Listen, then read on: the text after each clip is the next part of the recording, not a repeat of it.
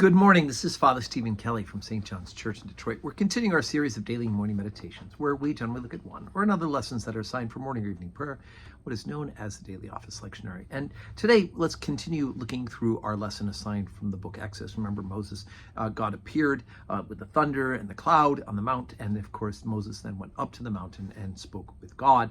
And of course, this is where we're going to pick up now is what God had to say to Moses. Chapter 20, beginning at verse 1. And God spake all these words, saying, I am the Lord thy God, which have brought thee out of the land of Egypt, out of the house of bondage. Thou shalt have no other gods before me. Thou shalt not make unto thee any graven image, nor any likeness of anything that is in heaven above, or in the earth beneath, or that is on the water under the earth. Thou shalt not bow down thyself to them, nor serve them. For I, the Lord thy God, am a jealous God, visiting the iniquity of the fathers upon the children unto the third and fourth generation of them that hate me, and showing mercy unto the thousands of them that love me and keep my commandments. Thou shalt not take the name of the Lord thy God in vain, for the Lord will not hold him guiltless that taketh his name in vain. Remember the Sabbath day, to keep it holy. 6 days shalt thou labor and do all thy work, but on the seventh day is the Sabbath of the Lord thy God. In it thou shalt not do any work, thou, nor thy son, nor thy daughter, thy manservant, nor thy maidservant, nor thy cattle, nor any stranger that is within thy gates. For in 6 days the Lord made heaven and earth, the sea, and all that in them is, and rested the seventh day. Wherefore the Lord blessed the Sabbath day and hallowed it. Honor thy father and thy mother, that thy days may be long upon the land which the Lord thy God giveth thee.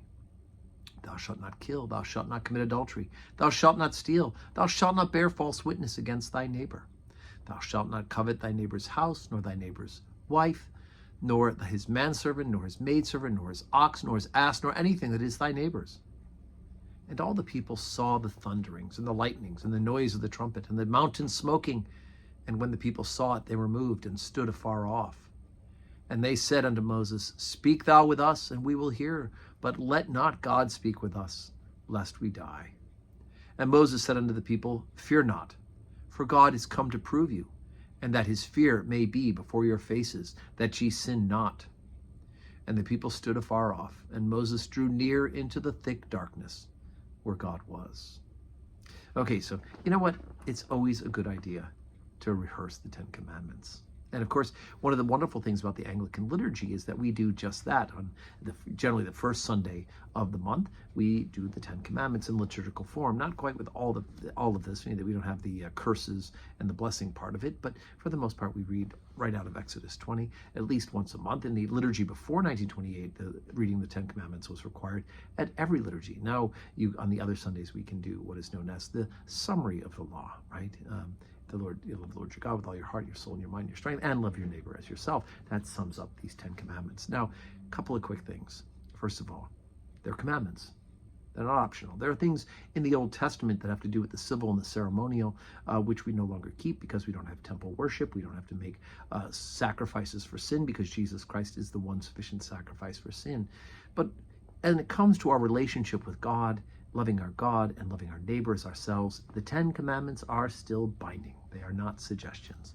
So it is good for us to know these off by heart and to know that good law, secular law, is based on these very principles.